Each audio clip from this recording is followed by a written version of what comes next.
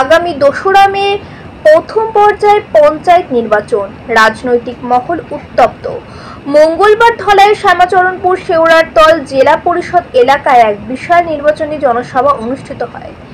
ভাগাবাজারে আয়োজিত জনসভায় অংশ নেন বরাকের উন্নয়ন মন্ত্রী কৌশিক রায়, সাংসদ পরিমল শুক্লবৈদ্য, বিধায়ক নিহারঞ্জন দাস, জেলা সভাপতি রূপম শাহ সহ নেতৃত্বরা। এদিন বক্তব্য রাখতে মন্ত্রী কৌশিক রায় বলেন, এবারের নির্বাচনে কংগ্রেস মুক্ত ও ভ্রষ্টাচার মুক্ত পঞ্চায়েত গঠন করার লক্ষ্যে দল কাজ করছে।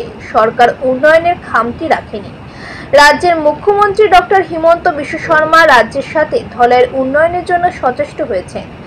ধলাইকে সমজেলায় উন্নতি করা হয়েছে। ধলাইয়ের মহিলাদের জন্য অতিরিক্ত ৫,০০০ টাকা অরুণোদয়ের কথাটা উল্লেখ করেছেন তিনি। বক্তব্য রাখতে গিয়ে সাংসদ পরিমল শুক্লবৈদ্য বলেন, বিজেপি সমাজের উন্নয়ন করতে পঞ্চায়েতের প্রয়োজন। কেন্দ্র ও রাজ্যের বিজেপির নেতৃত্বাধীন সরকার আসার পর থেকে প্রতিটি স্তরে উন্নয়ন হয়েছে।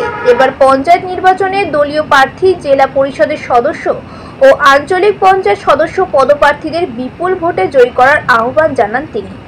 শ্যামাচরণপুর শেওড়ারতল জেলা পরিষদের আসনে বিজেপি যোগে প্রার্থী দিয়েছে।